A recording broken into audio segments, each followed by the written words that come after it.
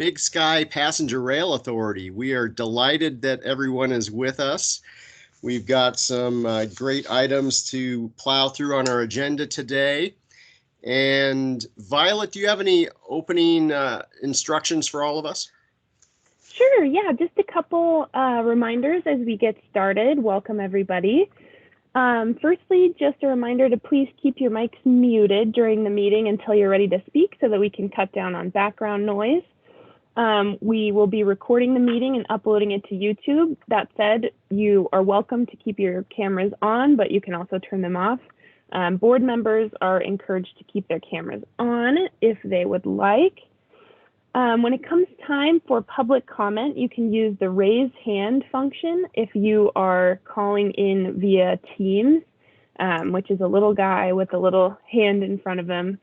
And then that way we will go in order and call on you to give your comment. If you are calling in on the phone, you're going to have to hit *6 to unmute yourself in order to give your comment. And we will just give preference to those who are able to unmute themselves and speak first. The last thing I would say is to please refrain from any back and forth comments in the meeting chat. You're welcome to use the chat to ask questions or give comment, but we just ask that you use it for those two purposes only. Other than that, I think that's it for me, Dave. All right. Thanks so much, Violet. Appreciate your help as always. And also Kyla will be monitoring the chat. So if there are items that come up there, she'll be feeding those to us to try to provide any answers.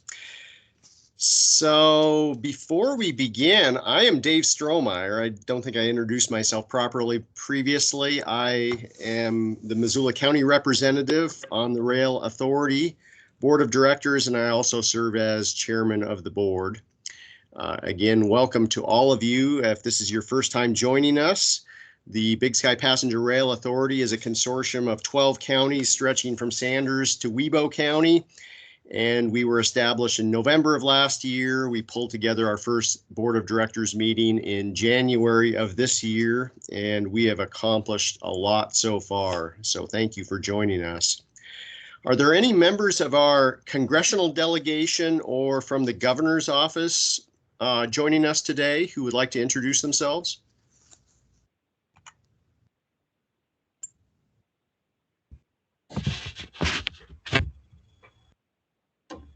Hi, Danielle. Hey, Commissioner. Yeah, hi, I'm Danielle Tribble. I'm the regional director for Senator Steve Daines, based out of his Missoula office. Great. Anyone from Senator Tester's office or Representative Rosendale's office or from the governor's office? Zach Ringsack from Senator Tester's office. Good to see you, Dave. Welcome, Zach. This is John Durnall with also Senator Steve Daines' office out of Bozeman here, field rep. Welcome, John.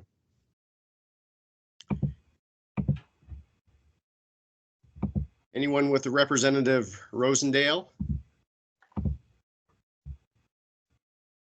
Or Governor Gianforte? Okay.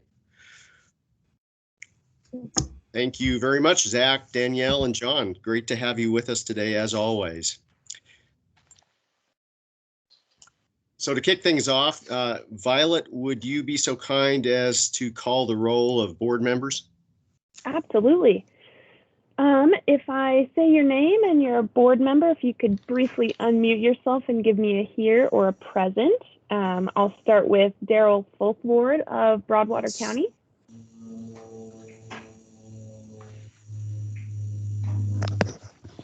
Okay, how about Sean Fredrickson, Butte Silverbill? Here. Thanks, Sean. Jason Stewart, Dawson County? Here. Thanks. Scott McFarland, Gallatin County? How about Elena Gagliano of Granite County? Here. Thank you. Mayor Mary Hensley of Jefferson County?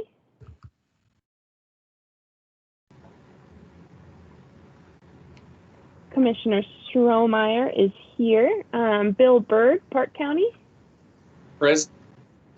Thank you. Terry Jennings, Powell County. Here. Thank you. Deanna Bachnes, Prairie County.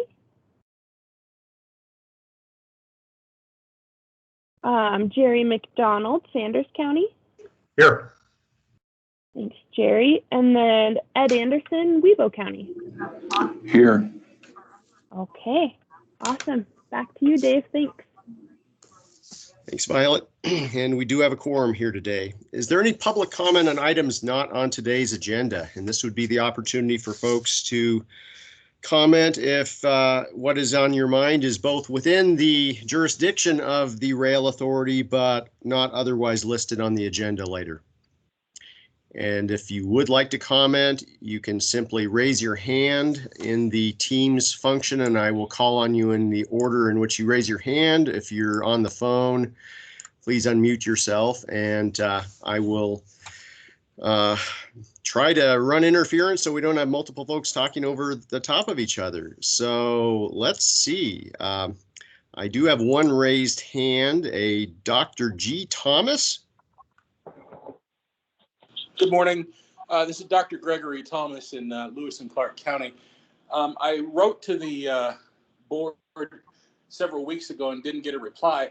So I'd like to understand what is the process to be able to apply for a seat on the board of directors since you currently don't have anyone from Lewis and Clark County? Excellent question. Thanks for posing that. And my apologies. I wonder, maybe you could put in the chat which email address you tried to communicate with. My apologies if we were not able to get back to you previously.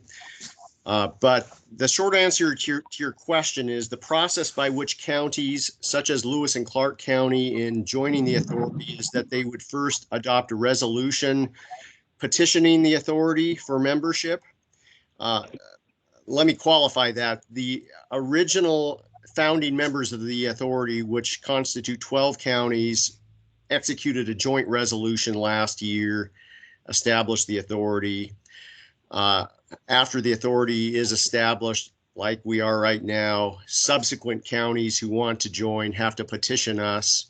And that is something that Lewis and Clark County has been considering and will take up again in the month of June, I believe. They have not taken action yet on definitively becoming a member or not. Once a county petitions the Rail Authority and the Rail Authority accepts them in as a new addition to our territory, the county commissioners in that specific county are the ones who choose who their representative will be. So in the case of all these 12 counties who we have assembled here today, the county commissioners in all of our respective counties are the ones who chose who their representative would be on the board of directors. Does that answer your question, Greg? Yes, thank you. You bet. Thanks for joining us. Other public comment on items not on the agenda? Yes, I just wanted to take a moment to introduce myself. And Dave, thank you again for, this is Deb Fox from Finger Lakes Railway.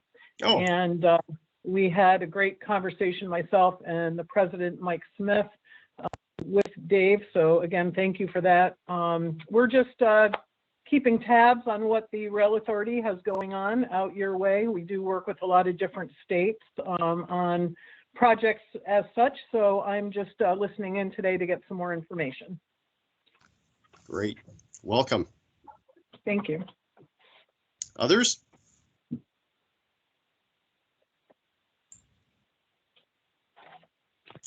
Okay, and this won't be your only chance to chime in, so thanks for joining us, everyone. We have minutes to approve for March 10th, 2021. Are there any additions or corrections to those minutes? Okay, seeing none, they will stand approved. We have one scheduled presentation today. We're delighted to have with us Jim Matthews, who's the president and CEO of the Rail Passengers Association, National Rail Advocacy Group. He's been a great help in helping this authority get up off the ground. He was a participant in last September's Montana Passenger Rail Summit. I've known Jim for a few years, and he's a great resource to have available. And Jim, if you are out there, I don't know if you want to present any slides or not. I'll make you a presenter, but if you just want to activate your camera and jump right in and introduce yourself any further and share with us what you would like. Okay, Dave. Listen, my camera is on. I did not do slides for today. That's okay. I felt like I would just kind of go through some of these things quickly. And I think what you had asked me to kind of give you a sense of sort of the landscape right now in DC, and also to talk a little bit about some of the economic modeling work that we've been doing at the association. So I'm prepared to talk about those things. I will say, though, I think I might defer to my colleagues from Senator Daines' office and Senator Tester's office on kind of the temperature in DC. But certainly from a broad perspective, I think it's important for the folks on this call to recognize that rail is now a topic of conversation. It is more of a topic of conversation now than it has been in past years. I think the good news is that when we have the right kinds of conversations, we have found that rail is a genuinely bipartisan concern. We have had very strong support for our work on the long distance network for Amtrak, for example, from Senator Daines and from Senator Tester. Both have been very strong champions of the national network services, and I really do. I'll confess to those from those offices. I use your name in vain every once in a while when I tell other people that bipartisanship is possible in Washington, D.C., because in this case, it's absolutely true. We could not ask for better allies on either side of the aisle for our work on long distance. Just a couple of things to keep in mind for folks here. There are a lot of what we call vehicles, meaning legislative vehicles, that are floating around right now in which we could get something done to advance the work of the authority. First of all, the president has proposed his American Jobs Plan, which is a stimulus package. It includes an awful lot of infrastructure investment. It includes $80 billion notionally for passenger rail over 8 years. So that would be roughly $10 billion a year. But that is separate from the Amtrak plan that I think a lot of people may have seen and gotten excited about, where Amtrak has talked about pretty strong growth plans to get through to 2035, adding new services around the country. A lot of folks were very disappointed when they looked at that map and did not see North Coast, Hiawatha, or Pioneer Restoration on that map. I just want to caution everybody, this is not the map. It is a map. It is one of many maps. It is probably the third map that I have seen since September from Amtrak. My stock answer to the, I guess it's up to 6 dozen emails that I've received since Amtrak released this map. How come my city or my town is not on this map? My answer has always been the same, which is if you want to get on the map, your state DOT and your congressional delegation to be aware that you want and need to be on the map. This is the beginning of a conversation. It's not the end. And I think it's important for folks to realize that Amtrak's proposal is not tied necessarily to the Biden infrastructure proposal. This was kind of a notional, well, if you want to spend that kind of money, here's how we could spend it for you. But that doesn't mean that that's the only way to do it. We also have the surface transportation reauthorization coming up. This is sometimes colloquially referred to as the highway bill.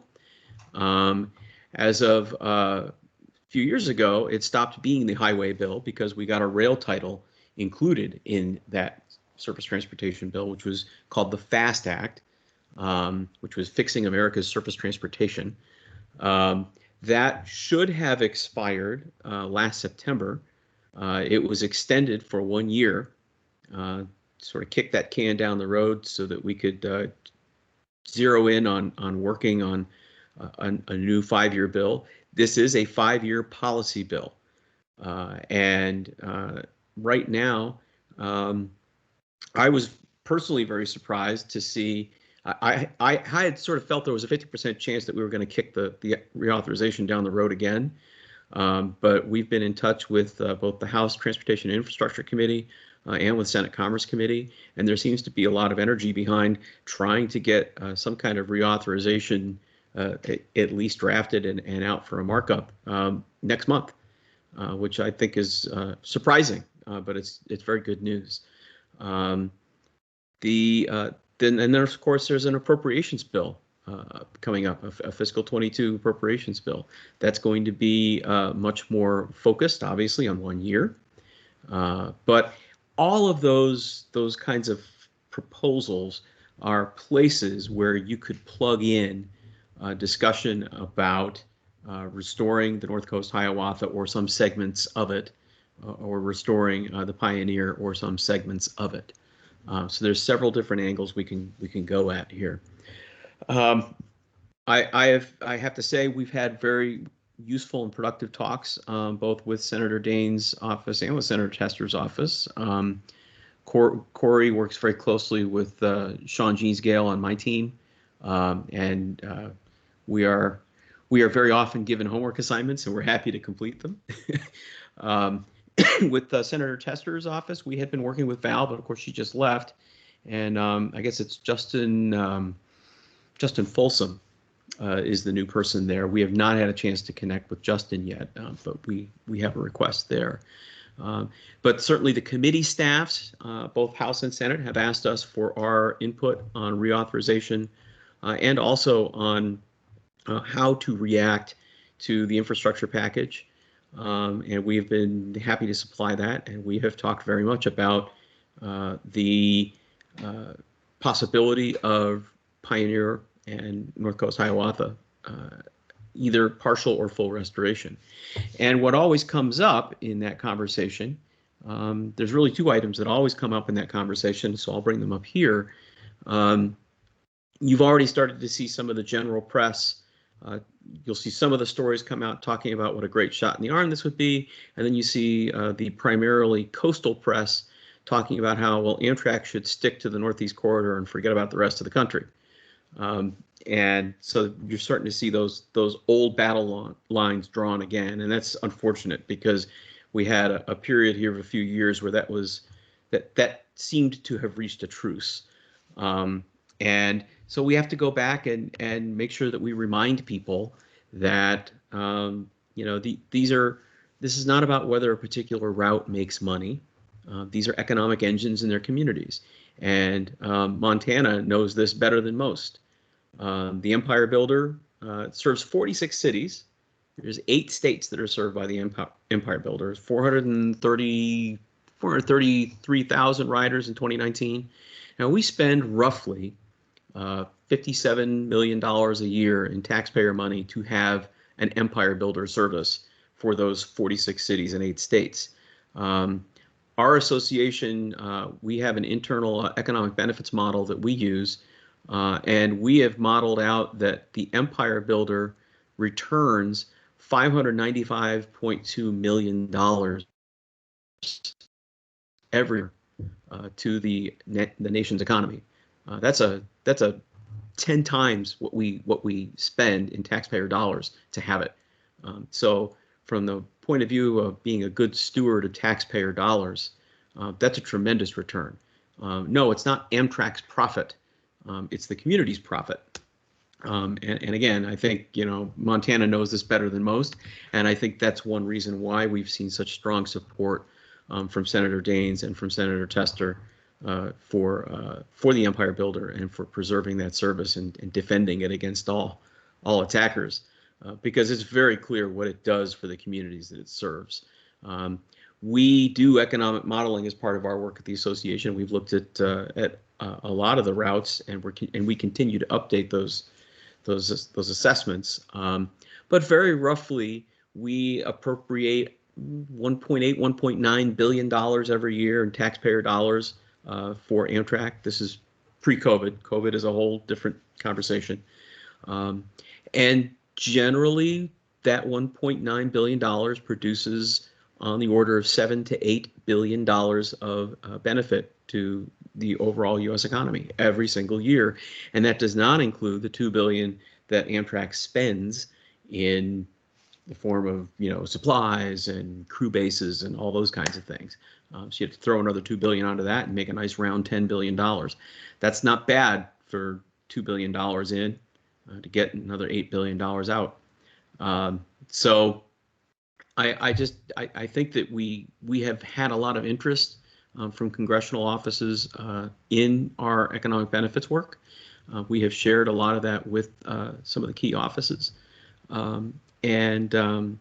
So we're hopeful that the serious people in the conversation, like Senator Daines, like Senator Tester, are going to be able to sort of steer us to a place where, we recognize the economic value of these investments.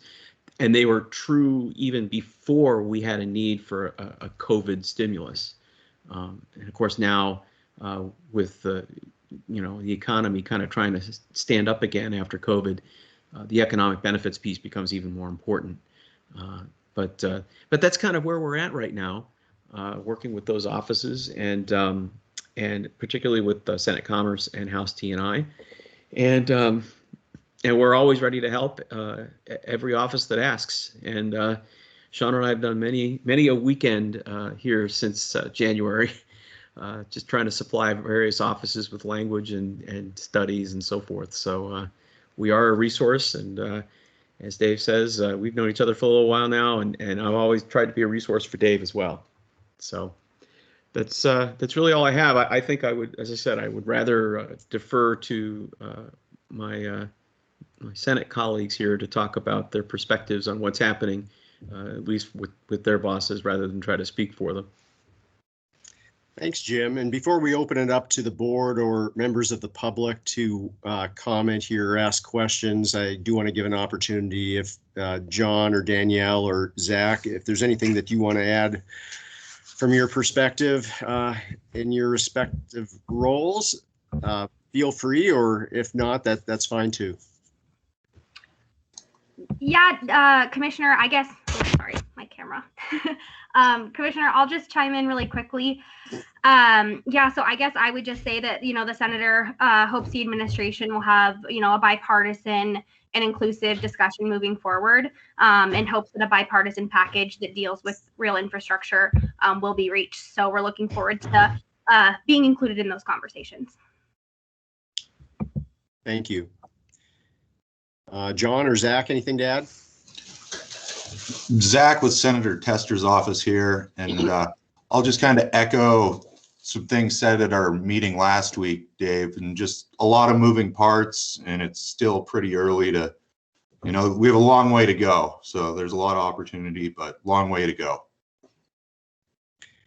Well, and we are in it for the long haul, although we are certainly looking at hopefully shorter time frames rather than longer time frames to actually see a project being implemented.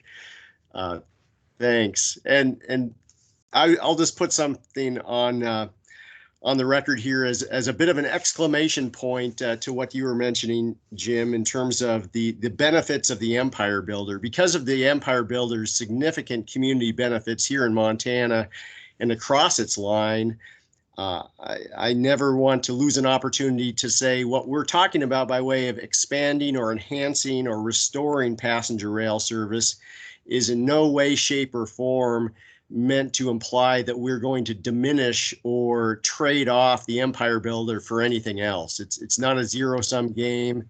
It's a both and. It's a way of enhancing our overall national network and system.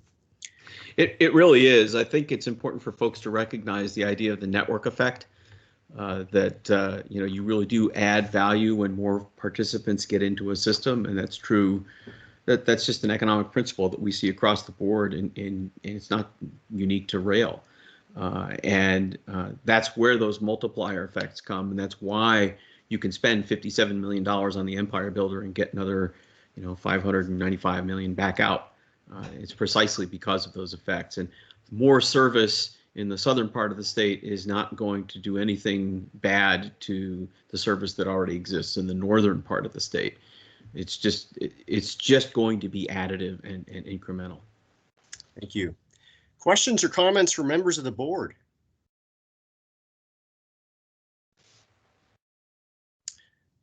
Yes,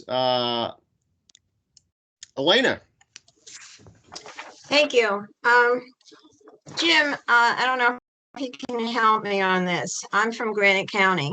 Yesterday, I was at a commissioners meeting, and they had somebody from Chester's office explaining the American Rescue Plan Act. And they were questioning her as to what it covers. And she said transportation. And we have a lot of push in Granite County for airport improvements.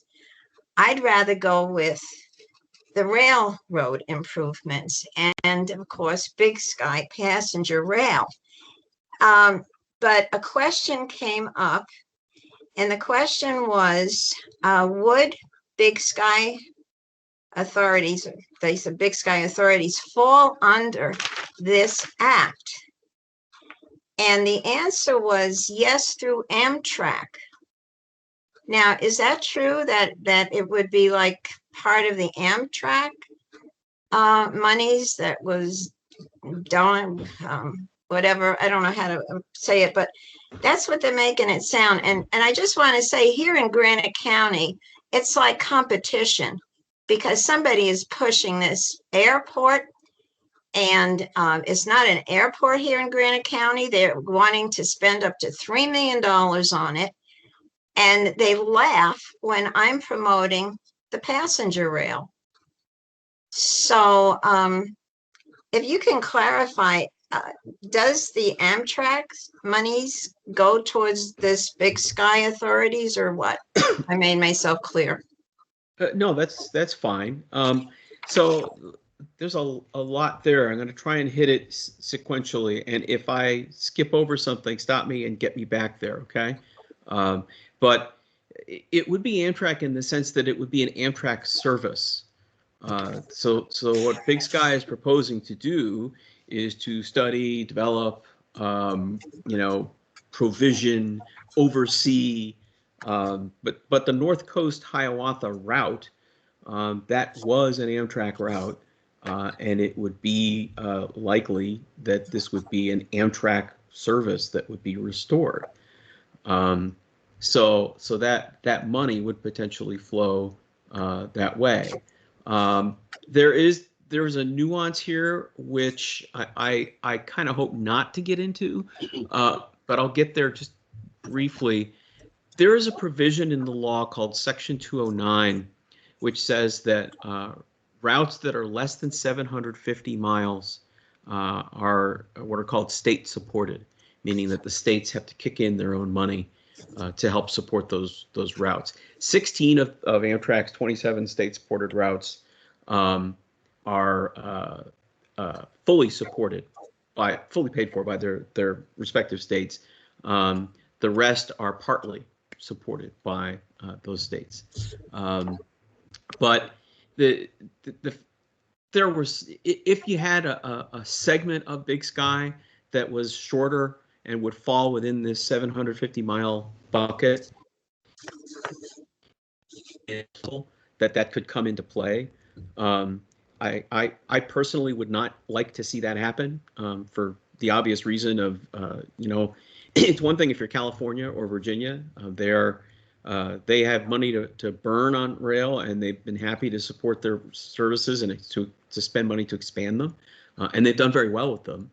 Virginia's got about $1 billion a year in returns to their economy just from their spending on the Virginia service through Norfolk and places like that.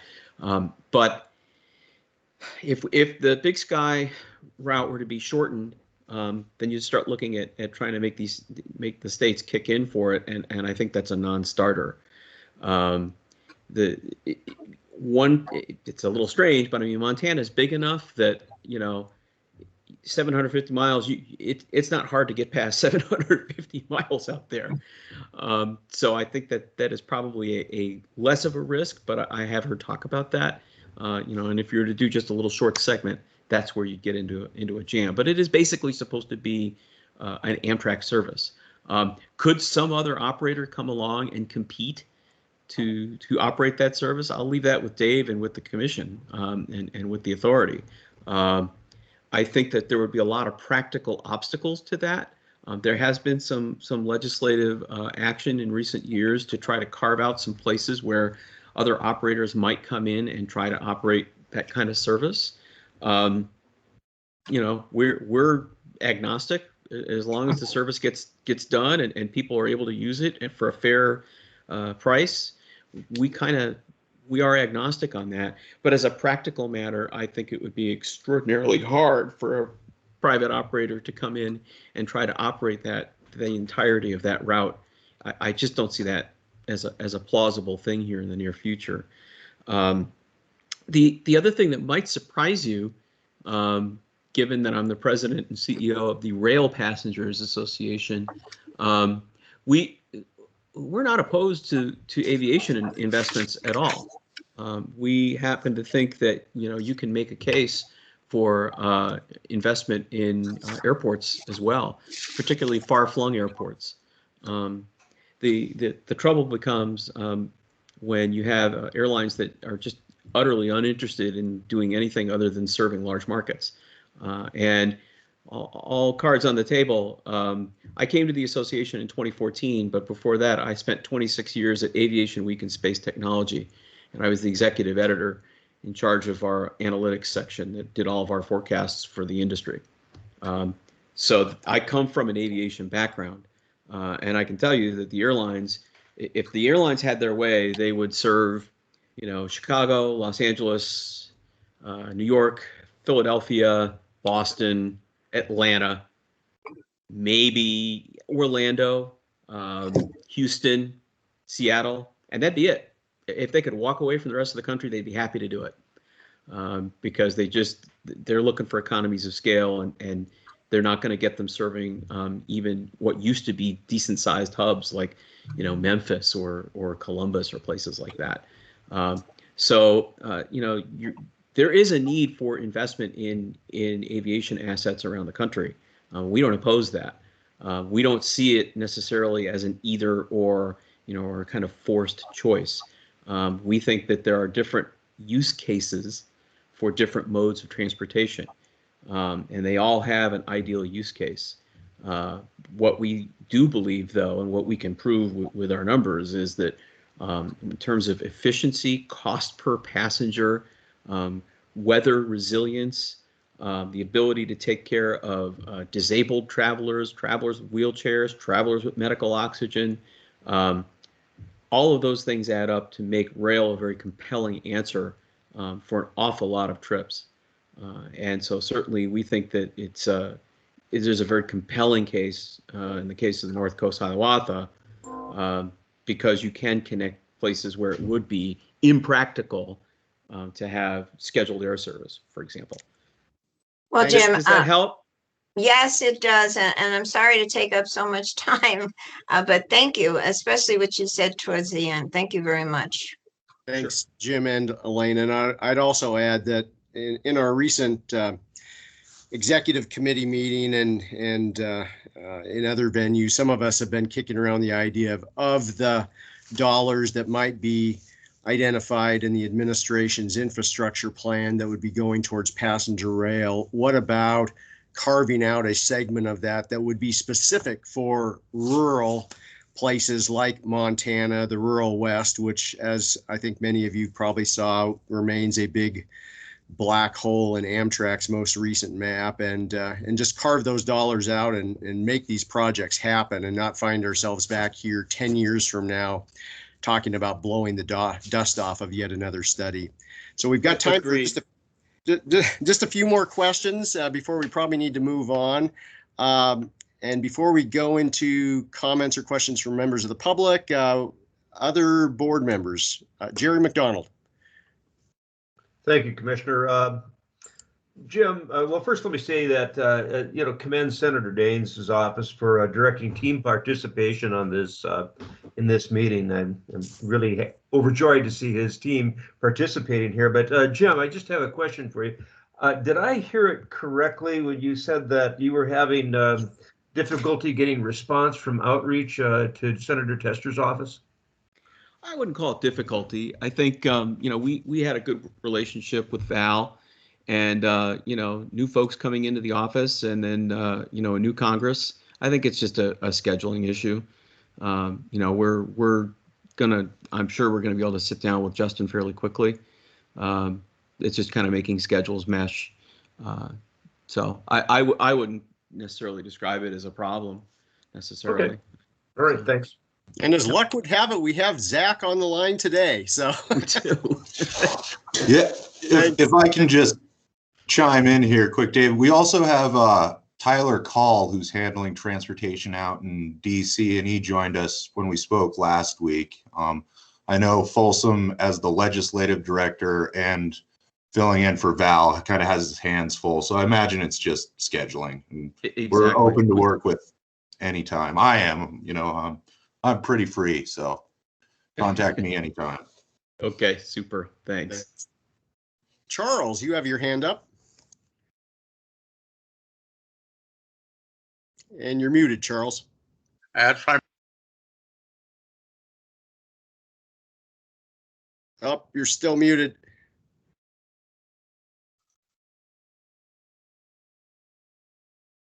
Still muted, Charles. Okay, I'll try later. There, Oh, here we go. There we got you. Okay, well, this heat air is human, but to really follow things up requires a computer. Can you hear me? Yep, we can hear you and see you. Okay, anyway, my question was the time frame. How long does it take to accomplish all of this? To start a new train? Do you have any ideas? You were sort of broken up there, but I think you were asking how long do you think it would take us to get this started or get a new service started? That is correct. That is correct. Okay. I wish there was a fixed answer. It would make all of our lives easier. I direct your attention to the Gulf Coast of the United States, where we have been trying since Hurricane Katrina to restore an existing service just between New Orleans and Mobile. We are this close to getting that done, 16 years after the storm. And we now have a last minute snag in the form of some objections from the Port of Alabama. And Amtrak is going to go to the Surface Transportation Board to try to get that resolved. So that's 16 years. There's a time hack for you. Honestly, to Dave's point earlier, I think if we could get some strong legislative support for ensuring that the rural communities are part of whatever emerges, and there is a carve out, and possibly even put some legislative deadlines in there, I think that would go a long way to sort of shortening that timeline. You can't skip on environmental reviews. You can't skip on some of those kinds of legally required studies, but you could certainly do them concurrently rather than having to do them serially. That could compress the time. And if you could just, again, maybe set some deadlines legislatively that say, just like the Gulf Coast restoration, that said the Gulf Coast Working Group is going to study this and come back by X date with a set of recommendations. You can kind of shorten that period. So I'm hopeful that maybe, if we could get, let's pretend that we could get a go-ahead in this year's Congress. I'm not sure what the odds are of that, but let's just pretend for the sake of this conversation that we did. I would love to see us, 6 years from now, maybe 5-6 years from now, really getting ready to maybe run a demonstration train or something like that, and to start that service. I would think within 6-7 years, with the appropriate funding and the appropriate legislative and political support, you could probably get get something meaningful started where you're taking actual paying passengers in 6 or 7 years if everyone was committed to it. Okay, thank you very much. Yeah. And my glass is half full today. Let's shoot for 5 years, see what we can do. So, well, I think we probably need to move on to some other business. Thanks so much, Jim, for joining us today. Your presence is always welcome and great advice. I'm always happy to help, Dave. Take All care, right. everybody. Thank you. Goodbye. And you're free to join for the balance of the meeting if you so choose. So we've got committee reports next on the agenda, and we're just going to blast through these. We'll give each chair of the respective committee an opportunity to provide an update for what they've been up to over the past month. I will begin with the executive committee, which comprises myself as chair, the treasurer, the secretary, and the vice chair. We've convened a few times over the past month. During those meetings, we have met with KLJ Engineering, who chatted with us about some of their service offerings, with a consulting firm named RL Banks, who's representing a private consortium of investors who are looking at the possibility of running passenger rail service through southern Montana. We've, as I mentioned previously, talked about some of the funding opportunities that are out there at the federal level and path forward for pursuing those, and also a bit about some opportunities to get our word out and message out via media and just tightening up our messaging as the authority. And I think I will stop right there and turn it over to our next chairperson. Is Sean Frederickson available to talk about our Rules of Procedure Committee? I am. Thank you, Commissioner Strohmeyer. The committee has been meeting consistently every 2 weeks for a few months now. We've had great discussion and robust debate on a number of issues concerning the rules of procedure for the authority. I think we're really close to having something for the directors to look at as far as our rules of procedure. All the committee members agree that the goal is to have something complete by our May member meeting. So hopefully we meet that goal. As chairman, I couldn't have asked for a better group to work with on this. Everyone brings a high level of intelligence and professionalism, and it's just been a great working with them. It's been fun, actually. And our next meeting will be next Wednesday. Thank you, Commissioner Frederickson. Is Commissioner McFarland on the line? Would you like to talk a bit about our strategic planning? Yep, I am here, and it will be just a bit. We got out the survey to the 12 members and have been trying to motivate complete response.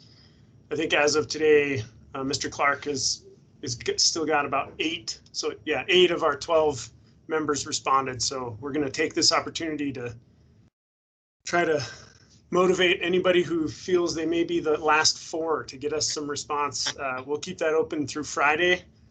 At least. I don't know what other choice we may have. If we don't get those by Friday, you'll probably see us allow you some more time. We don't have, in those responses, they're anonymous. I understand it would be helpful if I could just get a hold of the 4 that we don't have, but we don't know who they are. So we're just hoping that you know who you are, and we'll get the responses to us. Because we've been waiting for that information in order to compile and bring back to the full group, we haven't had a strategic planning meeting. So that's about it. That's what our group has for you. Thanks, Commissioner. So no public shaming here today, other than the fact that 4 of you are out there lurking somewhere, and we would love to hear your thoughts. It's a good survey. It probably takes 45 minutes or so to fill it out adequately, and it's time well spent, and I think it will help lay the groundwork for this authority for months and years to come. Thanks, Scott. I just offered anybody, does anybody feel they need us to send that back out again if you have trouble finding it, or maybe we'll just do that anyway? We'll just shoot the link one more time. Yeah, just why don't you just do that anyway, lest anyone reveal themselves for not having completed it yet. Okay, we'll do that. Okay. All right. Our Communications and Public Relations Committee. Jason, would you like to give us a committee report? Yeah, I'll do that real quick. Number one thing I'll note is that I know they don't have it up there yet because I think we are still waiting on our board members to get photos of themselves and just a brief, just who you are and what you represent outside the authority to our communications team, so they can get those. We can get that up on the website. So I know some people have sent them in, but I believe we're still waiting on quite a few of those as well. So if you have a mugshot of yourself, please do send that to myself or Dave or Linda Bicknell, so we can get all those together. We have social media accounts are now up and running. We have a Facebook page, we have an Instagram page, we have a LinkedIn page. I know Dave right now has been doing some initial posting on the Facebook page, so we're getting that up and running. We still need to be thinking about long-term who all is going to help keep those social media pages active so they don't go stale on us. So we'll continue that conversation as well. But they are active and they're up and running, and they are getting some posts made to them. We've got one of our public members of the committee is working on developing some letterhead for us, so that when we send out official letters, they'll be on a nice letterhead with our brand and everything. So they're working on developing that. The website, if you guys have visited the website in the past week, you've probably noticed that there have been some rather significant changes made to the website. The brand logo is now on there that we selected last month, that Aaron Riccio came up with for us, and Aaron has also made some quite a few aesthetic changes to the website in terms of colors and everything. So that is all now in place. I would encourage the board, if you guys have any input about any of the changes to the website, please let us know. So if we want to tweak some of those things, we can. So if there's if you have any input on the way that it looks, just let us know so we can pass that on, and we can look at maybe, tweaking a few things here or there if we want to. And finally, I'll note that Mr. Tim Sheehy with Bridger Aerospace has made a generous donation to the authority for the purposes of creating a video and pitch deck that we can use when we're going to meet with, counties that we're trying to bring into the board, or with members of Congress that we're trying to convince to fund this project, or other groups to get their support for it. So we're working on that. We had a meeting last week with the group of folks that Mr. Sheehy put us in touch with, who are videographers, very professional people who they do really fine work from the examples we've been shown. So they're working on that right now. We got them some initial ideas for things that imagery we would like to be included in that video and pitch deck, and some of this kind of central themes to build around. So they're working on that. We did give them, we've set a deadline of Memorial Day for having that video and pitch deck ready. They believe, the folks working on it believe that they won't need quite that long to get it done. They should have it done here sometime by mid-May or so. So we'll have that nice video presentation that when we go make presentations, we'll have something really nice and professional quality to roll out to folks to look at, and will help us make our case when we're trying to make our case to whoever it may be. We're trying to make that case to support our project and support the authority. And that's all I got. Does anybody have any questions? Thanks, Jason. And I should add that we continue to get some just super earned media coverage for our work with the authority. We were featured in High Country News here a couple weeks ago. And on Friday, I will be interviewed by a German publication, Zeit Online. They are flying out here their United States correspondent to meet with us for an interview. So a lot of interest both nationally here and also internationally. Kyla. Sure. Just a quick question from Kim back to strategic planning. Is that survey going to be available for the public to view? Scott? Yeah, I certainly think that we intend that. We also have some intent to gather more survey information from public. This was just our first pass at making sure we got feedback from the membership about exactly what, well, in order for us to begin formulating what we think the membership's intents are and what their values are and all that. But yeah, we'd have no reason to keep that to ourselves. I think we would entirely expect everyone to be able to digest that information and see where we're at. Yep, absolutely. Thanks, Kim, for the question.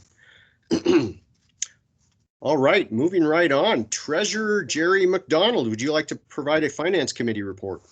Certainly, Commissioner. Thanks. Finance Committee met on April 8th and approval of the Treasurer's report and financial statement for March. Donations and pledges have begun to trickle in as fundraising is taking shape. This trend should accelerate when our first round of professionally developed promotional materials are released. The authority's expenses have been modest. In-kind contributions from 1 or 2 member counties have been carrying the legal and administrative weight of the authority for this quarter. All members, our member counties, are invited to contribute wherever possible. The Finance Committee has opened the FY22 budget development. Over the coming 3 months, the Authority Board will be asked to provide comment on budget items and eventually approve for transmission to the state. The Finance Committee has added a couple of members. Tim Sheehy is a Gallatin County businessman and CEO of Bridger Aerospace, and Chris Mell is a public servant and former mayor of the city commission, former mayor and city commissioner for Bozeman. Bios of those 2 individuals are included with this written report, and that's all we have in the Finance Committee. I'm open for any questions.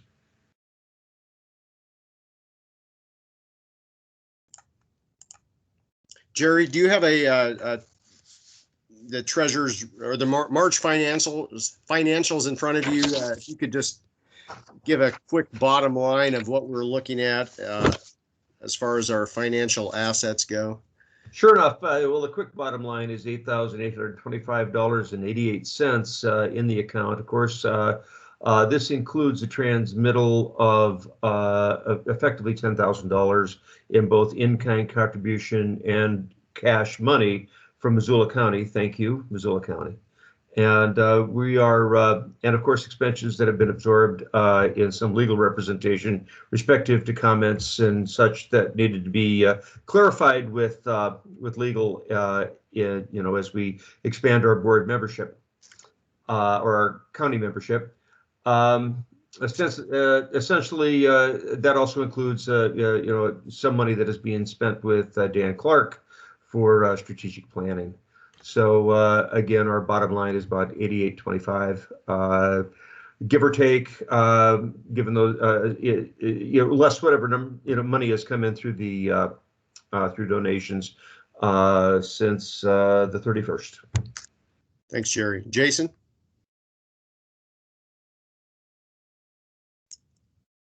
Looks like you're muted, Jason. Yeah. Sorry, my damn phone just started ringing off the hook all of a sudden. Real quick, so Jerry, and this might be a question for you as well, Dave. So the Dawson County Commissioners last week, I put in a request to them and they approved a donation of $750. I know that's not nearly as much as Missoula County, but we're small here in Dawson County, so that's getting $750 out of them, I thought was a pretty big win, actually. My big question, and also I will add to that, I'm meeting with the city council this afternoon at 4 p.m. to ask them to match our county's contribution.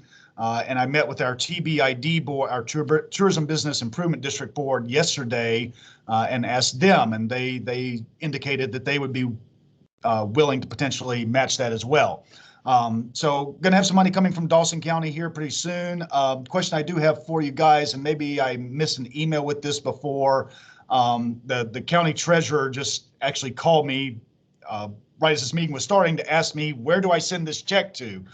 So I need an address for where they need to send that check to from the county. Okay, is it a physical check? Yeah, they'll be cutting a physical check. Yeah. Okay. I'll let Jerry answer that. I'm Yeah, assuming it's just the. Yeah, it's 200 West Broadway. I'll give you the final details via an email. Okay, Justin? Okay, sounds good, Jerry. Thank you. Good deal. All right, that's fantastic. Thanks to Dawson County. Jason, thanks very much, Jason. All right, any comments or questions for any of our committee chairs or committees? All right, thanks so much, guys. Appreciate it. All right, moving on into the agenda, unfinished business. Few items here. Wanted to mention the socioeconomic study. We started this discussion some number of meetings back as far as an identified need of the authority to quantify what really are not just looking at the cost of what does it take to implement a passenger rail system, but what are those socioeconomic benefits, like Jim Matthews referenced, similar to the Empire Builder, but what are the anticipated benefits that we would see accrue to southern Montana as a result of restored passenger rail service? We've investigated a number of potential grant opportunities. I don't have a whole lot more for you to share today. Some of our fundraising efforts will feed into this. I know Jerry and also Commissioner Bill Berg have been looking at a USDA rural development grant opportunity, and I don't know that we have much more to report on that front yet. Jerry or Bill, is there anything you'd want to add? No. No, it's still in development. More to come tomorrow. Okay, very good. So stay tuned. I think this will be a big piece as far as our messaging and just making the case that now is the time to restore passenger rail service. A couple correspondence items to mention. There's one letter that's linked to your electronic agenda, and this was a support letter. We're just noticing it here. This is one of these things that when we only meet once a month, it makes it a little unwieldy for us to conduct business. But we did do a poll of the directors of the authority. This was a support letter for the establishment or the congressional authorization of multi-state rail commissions. And this is something that is currently being discussed in Congress. We submitted a letter in support of that concept, and we're just placing it on the agenda here so it's properly noticed and folks can see what it is that we're supporting.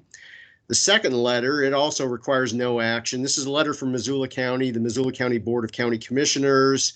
We thought it would be important to just identify and delineate the various in-kind levels of support that we've been offering to the authority, such that if at some point in time other counties and partners feel so inclined, we would be happy to share the love and just getting it out there in terms of what precisely needs to happen to keep something like an authority moving along down the tracks. So any questions about either of those pieces of correspondence? And if at some point in time it makes sense, we as Missoula County, and me wearing that hat for a moment, we would be happy to memorialize in a more formal fashion the sorts of in-kind support that we're providing by way of an MOU or some more formal instrument. At this point in time, we felt as if something less formal just by way of this letter would be adequate. The third item that we did not have time to get it noticed on the agenda today. We'll get it on the agenda for our next meeting. And it's a good segue into the next agenda item under new business is a letter that we received from Lewis and Clark County. I did distribute this to all of the board members a couple of days ago, or maybe it was just yesterday. They have been deliberating as to whether or not to join the Rail Authority, and they still have yet to take action.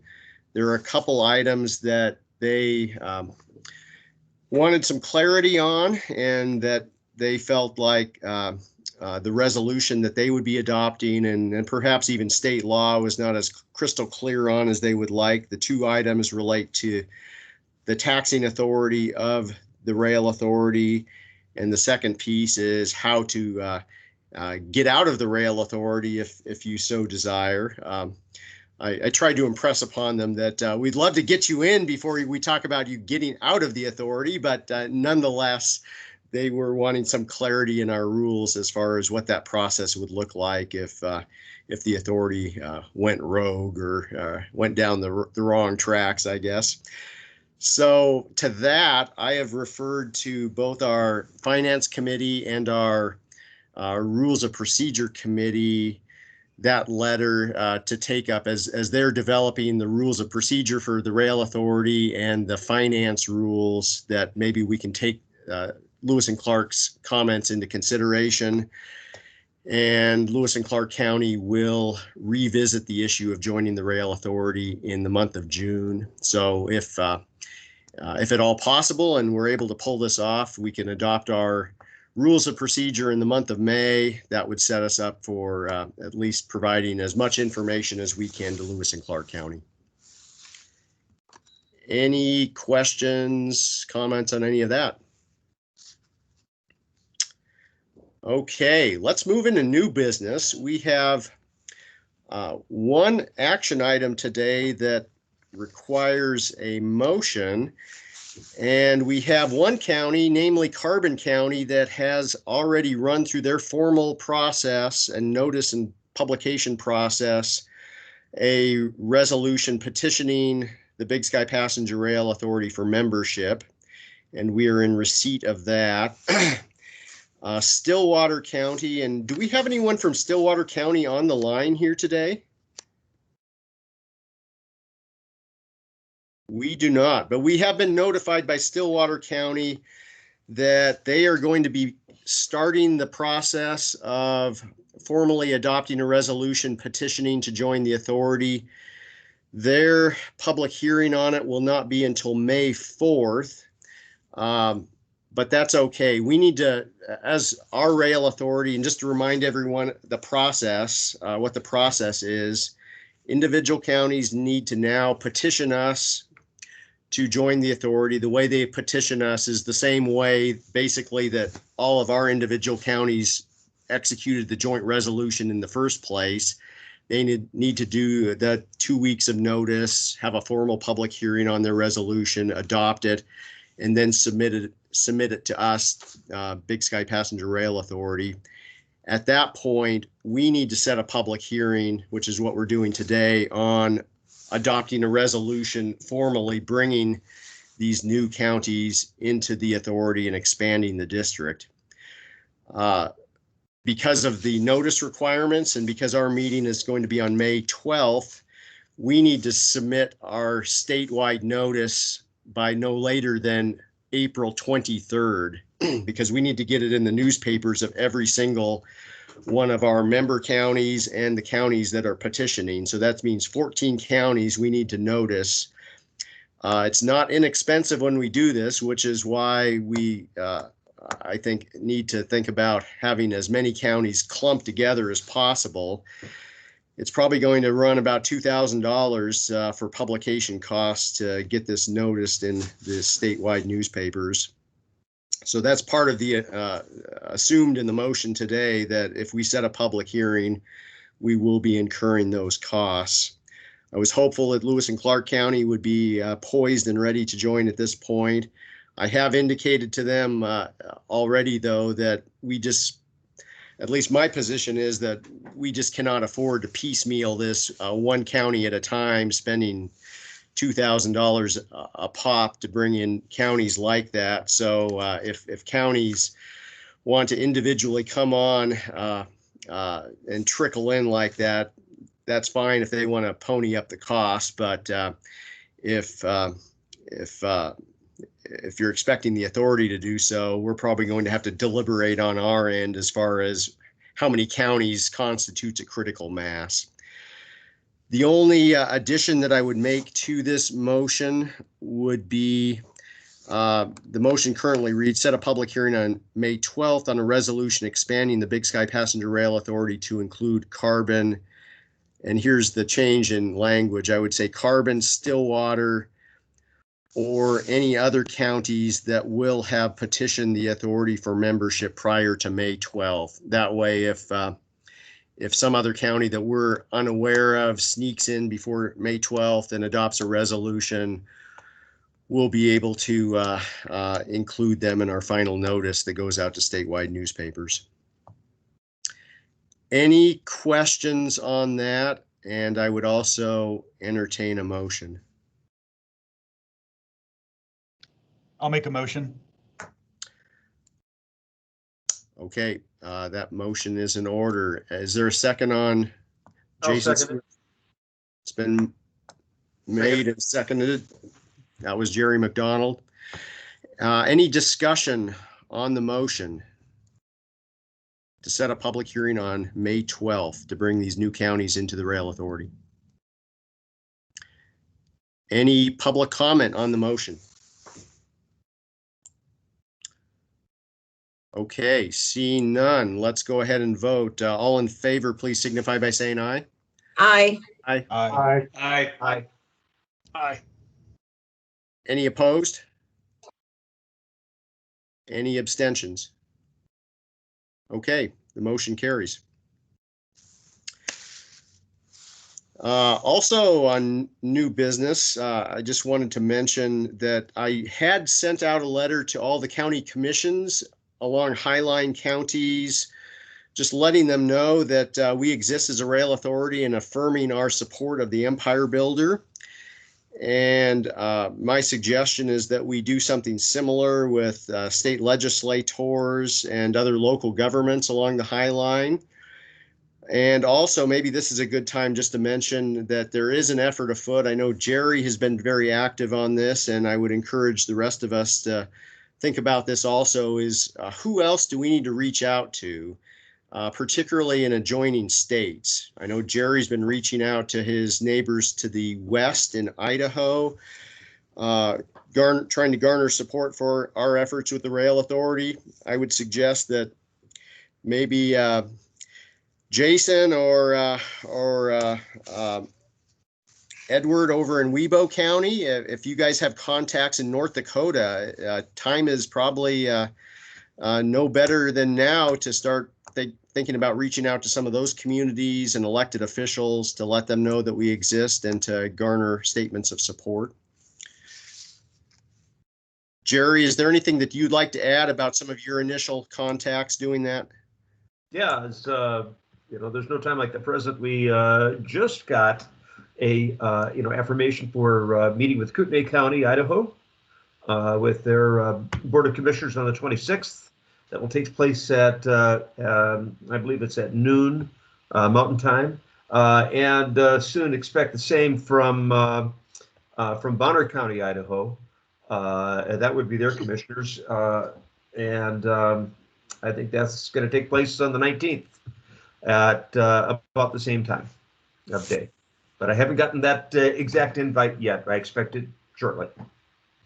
We are also reaching out to City of Spokane and Spokane County, all in Washington State, and it looks like the All Aboard Washington is going to give us a little help and maybe participate in that appeal for support to their respective congressional delegations and governor for recognition and support of what we're trying to do here in Montana. Thanks, Jerry. The third item of new business, it's still in the vein of letters, is, and I don't have an actual draft for you here today, but this would be more along the lines of getting some concurrence or head nod from the board to authorize myself or others to engage our congressional delegation and request full funding for restored passenger rail service through southern Montana. I think that's kind of what we're about anyway, but I just wanted to make sure that that you all were okay with proceeding down that path. Okay. Seeing no objections, I will take that as an affirmative. That concludes new business. The next item on our agenda is just general comments from board members, and feel no pressure, but if there's any updates that any of you would like to provide from your respective counties or jurisdictions, now's your opportunity.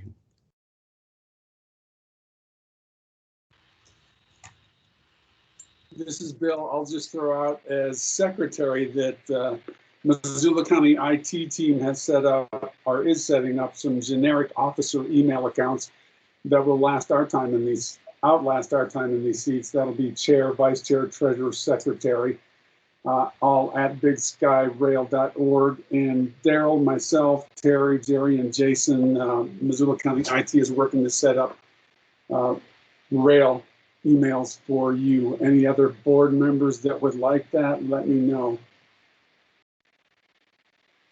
Thanks, Bill. That's great. And I believe that, I don't know if you have any thoughts on this, Jason, but as kind of our comprehensive branding package, I think we hope to put together Dave, so I did push that on to our public member of our comms board, Kim Whitmore, who has been working to develop that letterhead. I did ask Kim and Aaron Riccio as well to look at coming up with some kind of template for those email signatures, so that, you know, no matter which of us uses that email and does our email signature, they all look the same, coming from the Rail Authority. So yes, we do have that in the hopper, and we will discuss that further at our next committee meeting. And I just saw a chat pop up from Kim, who's on the call today, that she will have that ready for our next committee meeting. So thank you, Kim, again, for all her help. So yeah, we'll have a template. I'll throw out there real quick too. Great work by Jerry getting a hold of those folks in Idaho and even reaching out to Spokane and out there. I unfortunately do not have a whole lot of contact, really no contacts with people in North Dakota.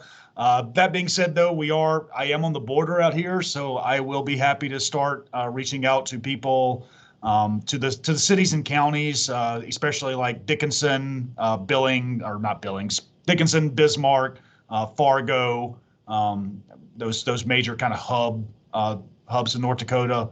I'm happy to start reaching out to them. I wish I did know people across the border, but we really don't have much contact with people on that side of the border.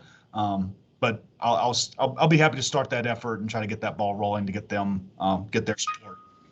Thanks, Jason. And if you want to reach out to Billings, that's okay too. Yeah. Well, you and I did that already. We're still waiting to get back some more word from them, I think. All right, Jerry.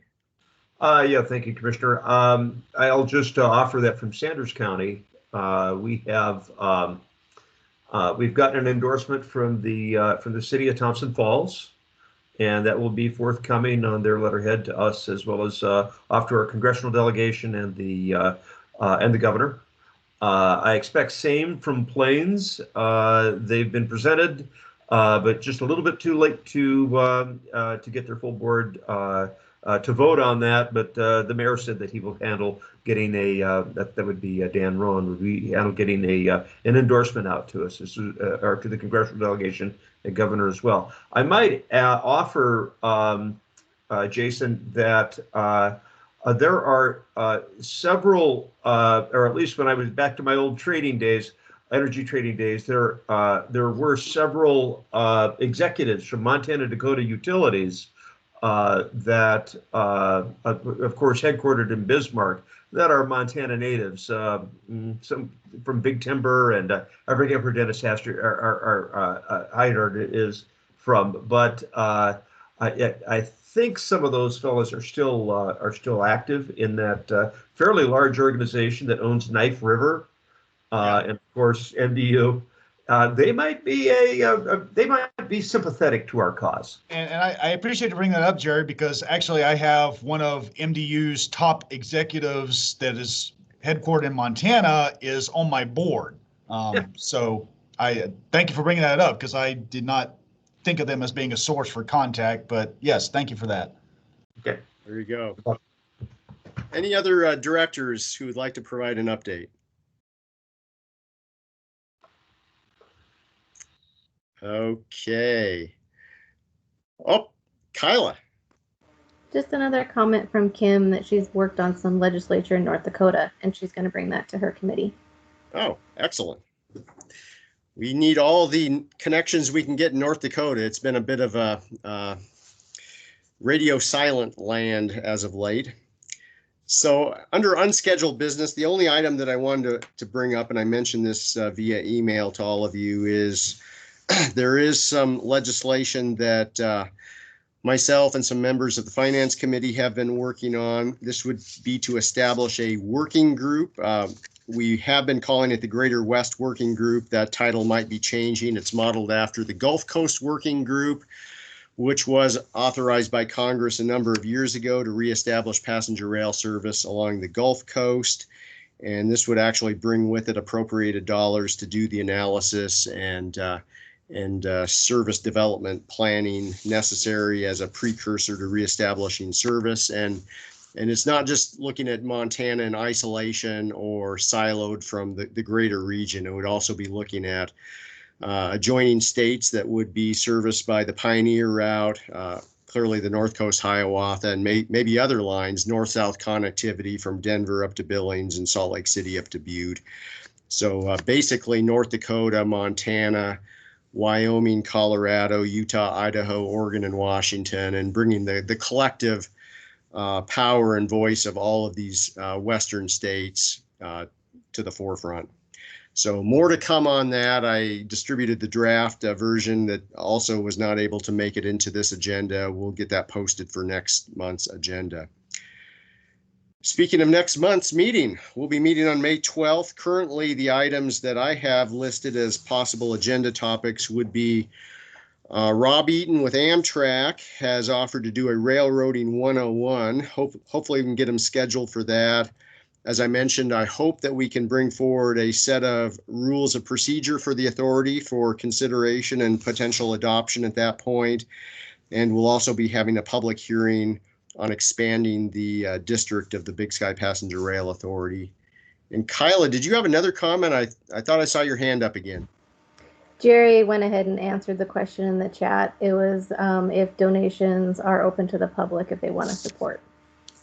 Absolutely. In fact, on our website, there is a big donate button. Donations are tax deductible. Hit that button.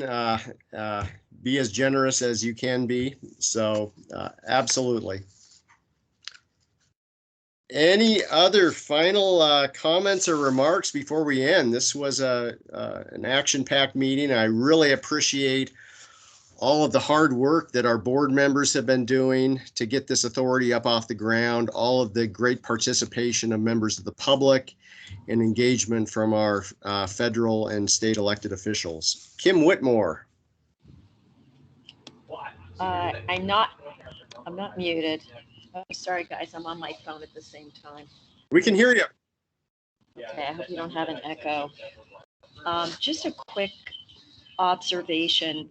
I think we need to have a GuideStar.org listing prepared very quickly, because most people that will be applying for grants or donations from are going to look at that GuideStar listing to determine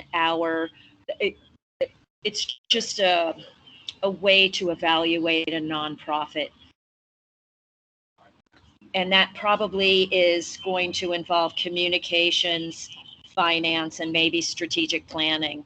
But it just needs to be populated and ready for public view soon.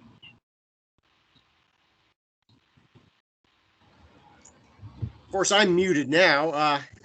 Kim, if you could follow up with both Jason and Jerry on that. That would be fantastic.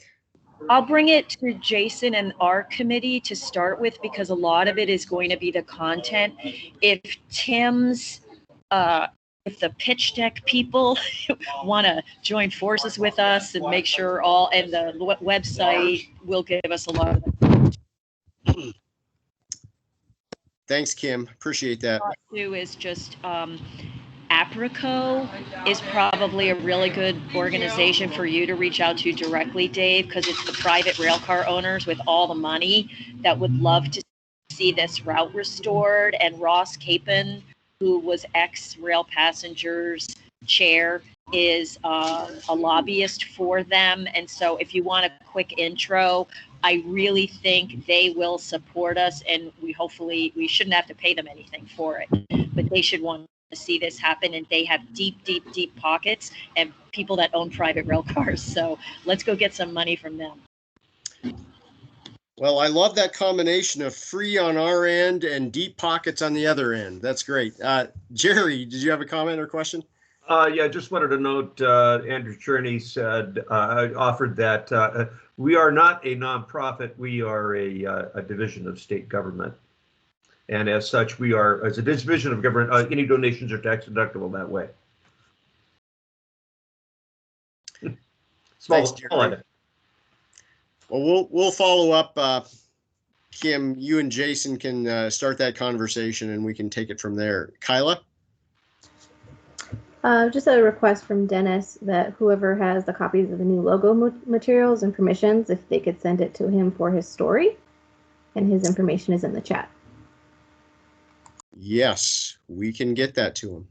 Is that Dennis Bragg? Yes, it is. Okay, Dennis.